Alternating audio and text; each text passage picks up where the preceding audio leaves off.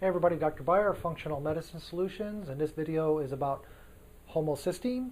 Homocysteine, what it is, why we measure it, what level we like to see it at, and the significance of it being too high. So first off, what homocysteine is, it's an amino acid, okay? And we measure it for a couple reasons. Number one, if homocysteine is too high, combined with some inflammation within the body, it puts a person at risk of stroke.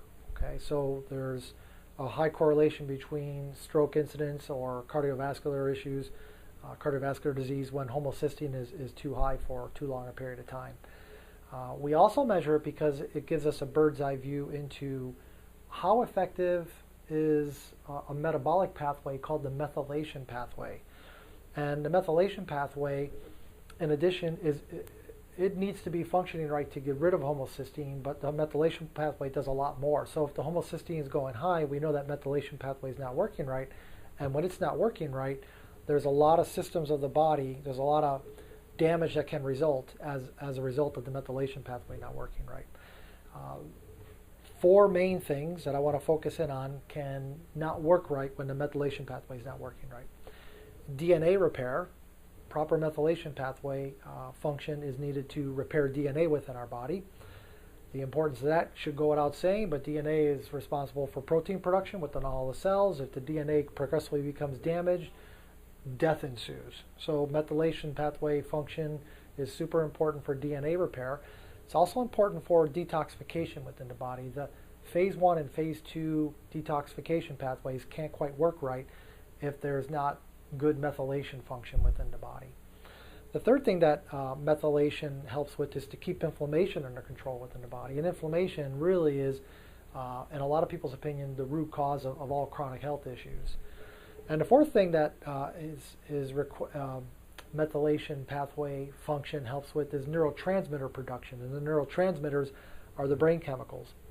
There's a separate video that I have about neurotransmitters, the importance of it, and there's actually an ebook that you can get from our website that talks about way more in depth about neurotransmitters and the production of it, and food-rich sources for the raw foods that are rich in the raw ingredients that the body needs to make neurotransmitters, the cofactors that are needed to take those raw ingredients into the end product of the neurotransmitters. So we have a free ebook that you can get with that. But methylation pathway there's a number of functions a number of things that won't work right if the methylation pathway is not working right. But those are the four main ones: is keeping inflammation under control, detoxification within the liver, DNA repair, and neurotransmitter production. And so we measure homocysteine levels because that's a bird's eye view into how that methylation pathway is working right. Okay. Now what we look for on a blood test is for the homocysteine levels to be below 7. So when they start getting above 7, that tells us that's like a functional range for homocysteine. The labs let you go higher, the lab ranges, and there's a separate video about the importance or the difference between lab ranges and functional ranges. But from a functional standpoint, we don't want to see homocysteine go over 7. And if we do, then we take some interventions to get that methylation pathway working better. There's almost always some key B vitamin supplementation and certain forms of B vitamin, the activated forms or the methylated forms of key B vitamins, B9 and B12 especially. B9 being the synthetic form being folic acid, the activated form being folate. Okay.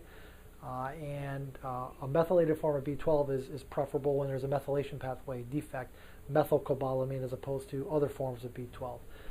The right amounts are important. Everybody's a little bit different. There's not a one-size-fits-all, but that can really make a big difference in someone who's having a methylation pathway problem, even when they have the MTHFR defect, which is a genetic defect causing diminished production of an enzyme, MTHFR, which is methylene tetrahydrofolate reductase. That's an enzyme that's needed within the methylation pathway.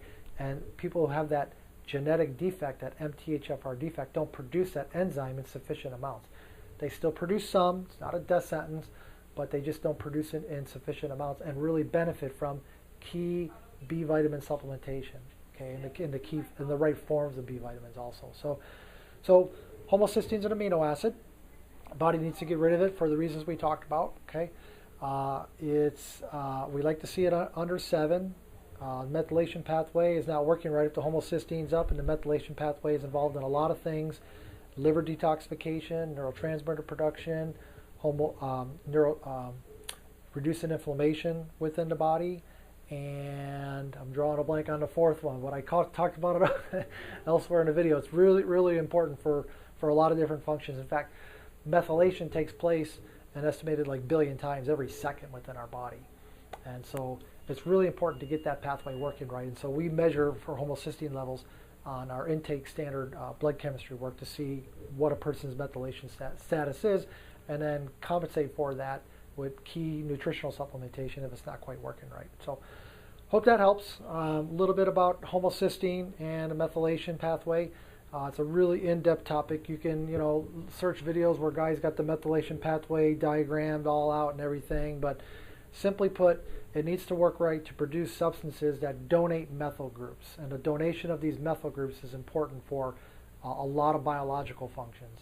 And the production of these chemicals that donate these methyl groups is not happening right if there's elevated homocysteine. So that's why we measure for it, to see if that pathway is working right. Hope this helps. If you're not already on my website, functionalmedicinesolutions.net, and a lot of other videos on there, free ebooks, and we always give the offer to do a free 15-minute phone or video cam consultation with me if you got a few specific questions. So take a look at the website if you're not on it already.